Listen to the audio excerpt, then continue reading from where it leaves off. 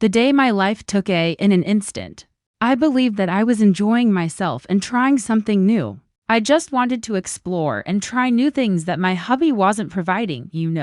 Getting married while your heart still wants to pursue other things might sometimes be a terrible idea.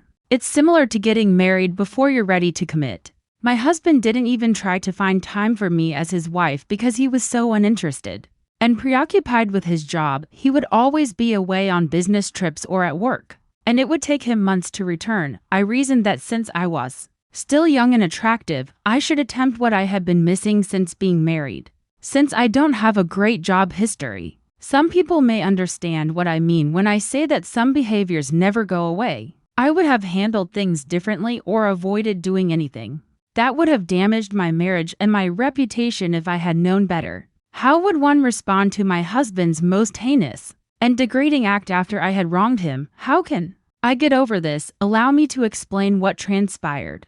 Please give me advice rather than pass judgment. I am a 33-year-old woman and my husband, Dominic, is 40.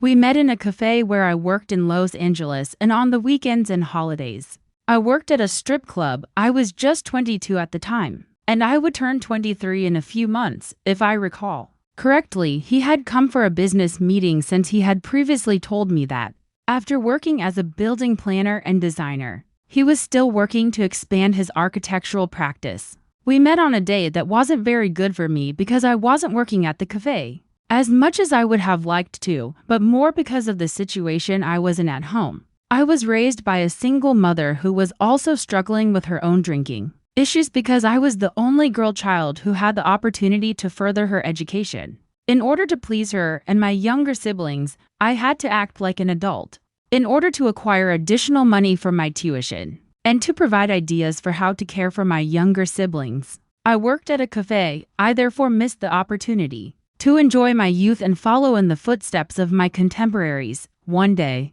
after expressing to me how much he enjoyed my service, he requested my number and wanted to know if I was working or not. One of my coworkers once informed me that Dominic had visited the cafe while I was away from work and requested to be served by me. He said he would get his coffee at another cafe until I returned after I informed him that I was not working. Note that I had to concentrate on my books because I was in the middle of an exam at the time. He was such a smooth talker and charmer. I went out with him over time. Although he was a very intelligent and business-minded man, I had observed that he didn't tolerate bullshit from others. Later on, I discovered that he was a Capricorn. He was courteous, witty, and business-minded, but he was also incredibly severe and had a very short fuse.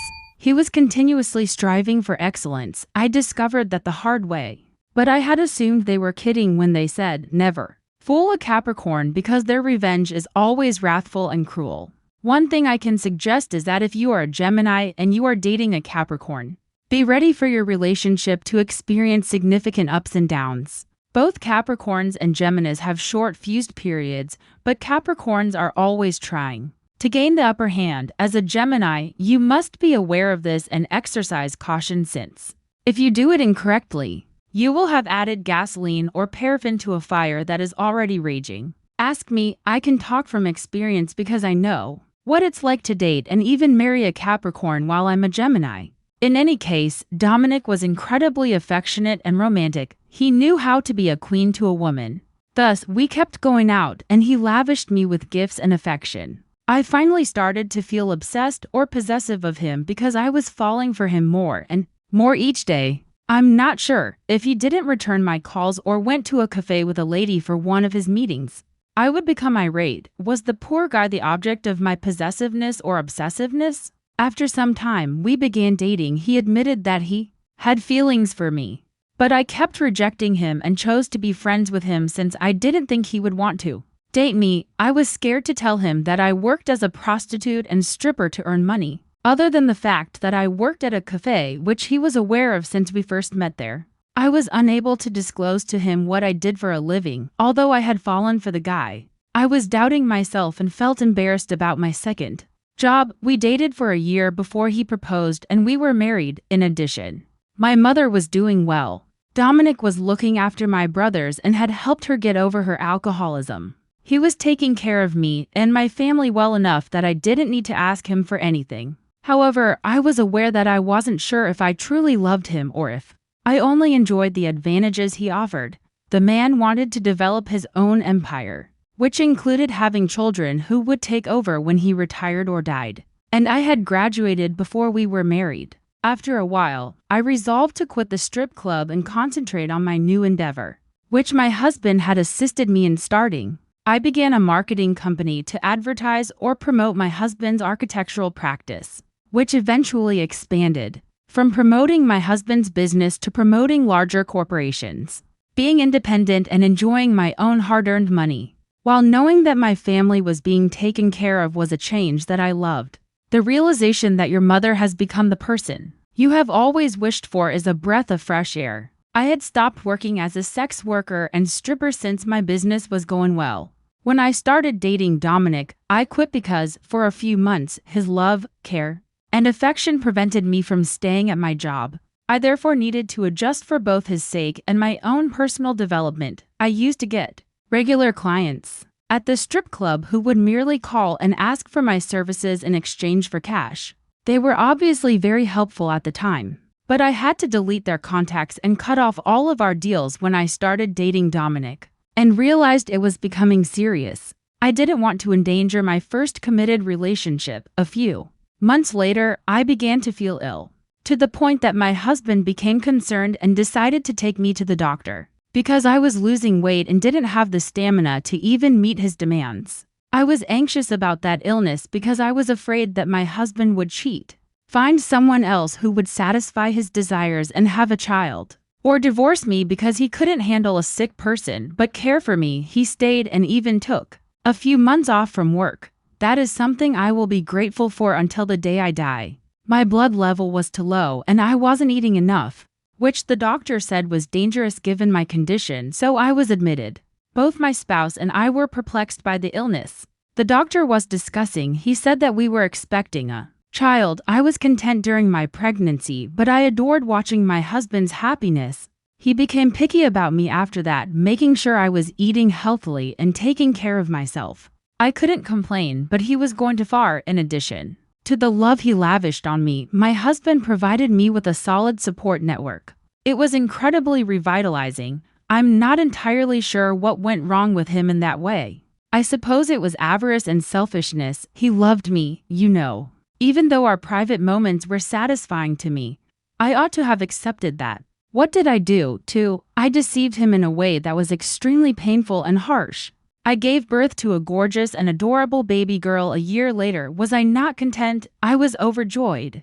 Had hoped and desired a son. Thus, a year after the birth of our daughter, he started to distance himself by leaving for work earlier than usual and returning late. He was incredibly in love and supportive during the entire pregnancy journey, so it was devastating to me that our marriage had changed. However, after the baby was born, the more Dominic acted strangely and neglected our daughter and me, the more I couldn't stop thinking about him. I had married a compassionate, romantic, and affectionate husband, but he had changed.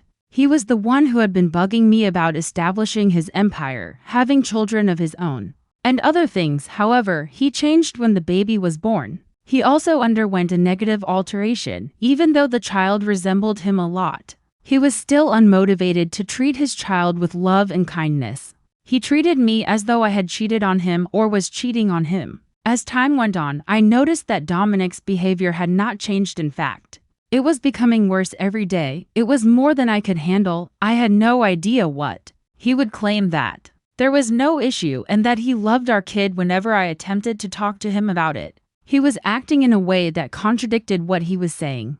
There was not even a slight collision between what he was saying and doing.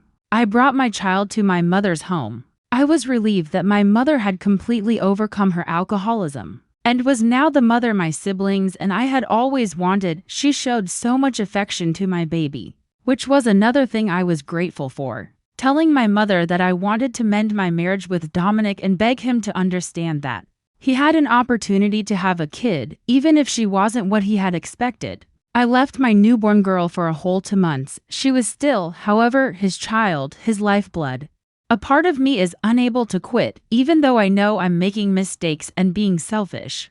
I feel as though I'm caught in a vicious cycle of wanting more but avoiding the repercussions. I now feel as though I may ruin my entire life with just one poor choice. I simply don't know how to proceed. I couldn't stand being cautious around Kyle any longer after a few days. It felt like he was daring me to come clean every time he gazed at me with those quiet, knowing eyes, and the suspense was oppressive. However, I was unable to. I wouldn't. I kept telling myself that until tonight, I hadn't done anything wrong, and that it wasn't a huge deal. Dylan first texted me while I was on my lunch break.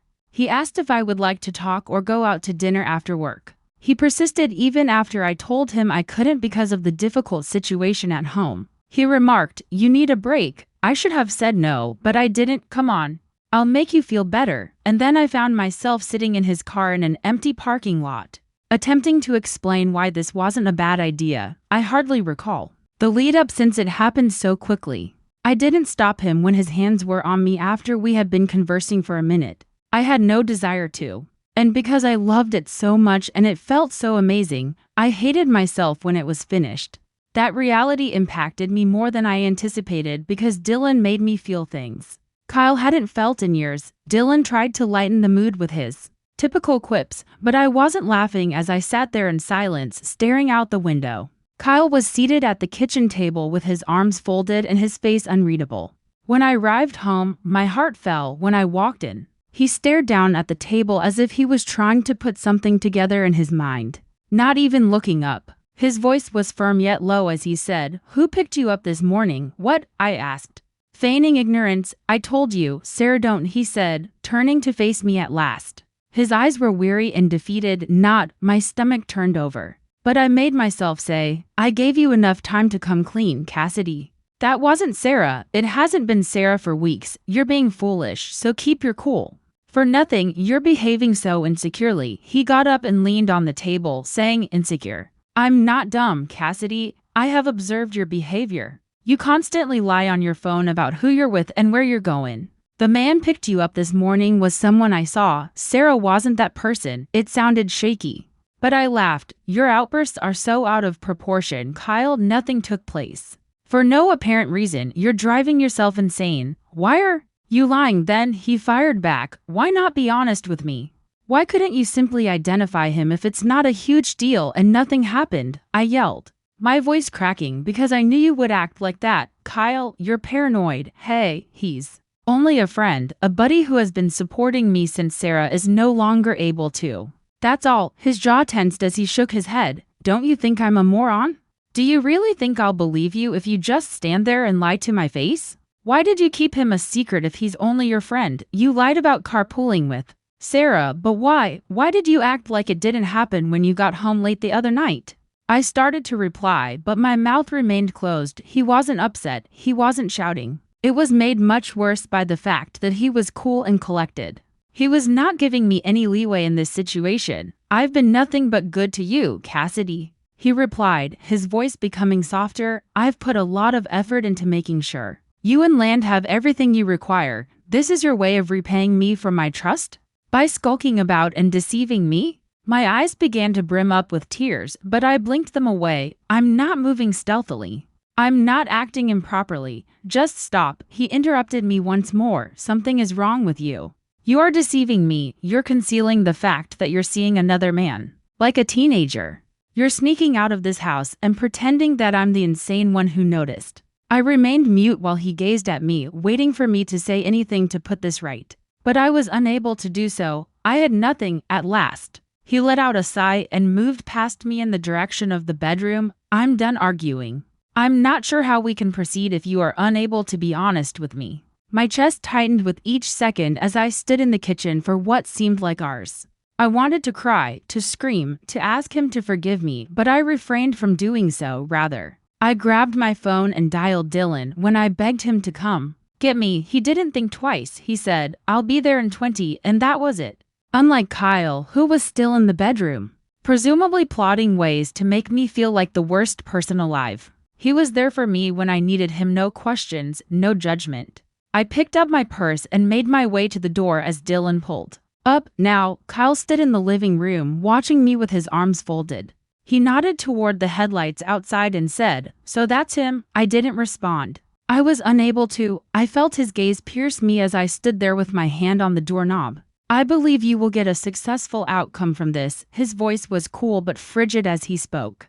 "When this blows up in your face, do you think he'll be there for you? I wish you luck in that endeavor." I didn't turn around when I opened the door. I saw Kyle standing in the doorway of Dylan's car as I got blank. Perhaps disappointment, or perhaps he had just finished. The hotel's first 2 nights were a haze. Dylan hadn't stayed long, but he had paid for the accommodation. Claiming it was the least he could do, I suppose I had anticipated more perhaps. He would have stayed with me, telling me that my decision to go had been the right one, however. Once he dropped me off, he stopped calling as much and sent shorter texts. I reminded myself, however, that this was only temporary. I required time to reflect and determine my next course of action. I could already see the flaws in my plan by the 3rd day. I was beginning to feel self-conscious about wearing the same outfit to work every day because I hadn't packed enough clothes. The whispers were difficult to ignore, and my co-workers were undoubtedly aware. When I saw Dylan in the break room, he even appeared more aloof, avoiding eye contact and talking in short bursts. But I didn't want to come across as desperate, so I didn't ask for more that 3rd night. As I lay in the squatty hotel bed and gazed at the discolored ceiling, it struck me. None of this had occurred to me. For what purpose had I destroyed my stability, my home, and my marriage for a man who, after 2 nights, couldn't even bring himself to remain in the same room as me? For an affair that briefly felt thrilling, but now felt empty, the thought of Kyle Landon and the life I had left behind made my stomach turn. I made the decision to return home. Not to grovel, at least that's what I told myself, but to speak with Kyle and give him the full rundown. We might be able to resolve this. Even if he was angry, perhaps he would still listen to me. He didn't know I'd slept with Dylan. It was a secret I'd take to the grave, but I had to try. I couldn't just let things end like this. The next evening, I stepped inside the house with my heart in my throat. I'd half expected to see Kyle waiting in the living room, ready to dispute, but instead, the home was silent to quiet. Landon's toys were still scattered across the floor, and for a moment, it felt like everything was normal. But then I spotted the envelope on the kitchen table with my name scribbled in Kyle's handwriting. My hands were shaking as I opened it, and when I saw the words "divorce petition," my breath seized in my chest. I perused the pages, not even comprehending half of the legal jargon, but the message was clear. Kyle was done. I fell into a chair, staring at the papers, waiting for him to step in and tell me it was a joke, that he just wanted me to sweat for a minute. But he didn't. The front door opened, and there he was, holding Landon's hand as they came in from the garage. Kyle didn't even look surprised to see me. He seemed relieved. "So you're back," he said, setting Landon's backpack down. He spoke calmly, as if he were speaking to a neighbor rather than the woman to whom he had just delivered divorce papers. I wanted to speak, but I stumbled and my voice broke. "Kyle, we can work this out." He interrupted me, saying, "There's nothing to talk about." Just as he had done during our previous argument, my eyes filled with tears as I said, "I've thought about this long enough. You made your choices, Cassidy. Now I'm making mine. You don't even know the whole story. Can't we at least?" Firmly, "I know enough," he declared. I started to argue, but the expression on his face stopped me. "You lied to me over and over. You left without even trying to fix things. That's all I need to know," he had finished, and checked out, once treating me as if I were his entire universe. The man now treated me as though I were a complete stranger. I knew there was no way to save this, no way to heal it, and my chest constricted. I was actually being divorced by him. At that moment, I sobbed uncontrollably at the kitchen table. Landon held on to Kyle's leg while his wide, bewildered eyes gazed at me. After discreetly escorting him to his room, Kyle returned to the table. He didn't appear furious, didn't say anything, and didn't offer me any consolation. He simply remained there and waited for me to gather my thoughts. Before the divorce was finalized, that was the last meaningful talk we had. Everything happened so quickly. It was obvious that Kyle had been getting ready for this since I left. We were formally split up within a month, and I relocated to a little apartment across town. Dylan visited occasionally, but his trips were hurried and uncomfortable. He wasn't the easyggoing, entertaining person I had assumed him to be. His face went white when I told him I was pregnant, and he was tense and aloof. His voice was hardly audible above a whisper when he inquired, "Are you sure it's mine?" I wanted to give him a slap. It was his, of course. Dylan was aware that Kyle and I hadn't shared personal moments in months, but I remained silent. I simply nodded, and the ensuing quiet told it all. This was not what he wanted. I wasn't wanted by him. Dylan reduced his texting throughout the course of the following few weeks. I tried calling, but he didn't pick up. He completely avoided me at work, according to rumors I heard. He was making every effort to make things right at home, because his wife was suspicious. I couldn't even hold him responsible. Why would he strive to repair his marriage when I ruined mine?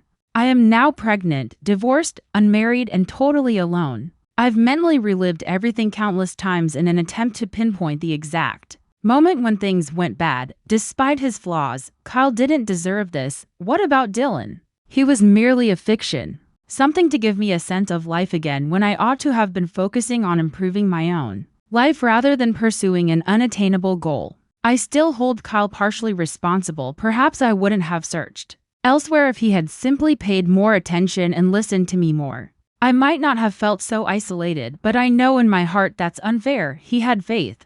I betrayed that confidence. The decisions I made brought me to this point. It's just not something I can bring myself to say aloud. All I can do now is attempt to go on for myself, for Landon, and for the baby. On certain nights, though, I can't help but worry whether I'll ever get over feeling like I ruined everything. While I lie in bed and stare at the ceiling of this small, stuffy apartment,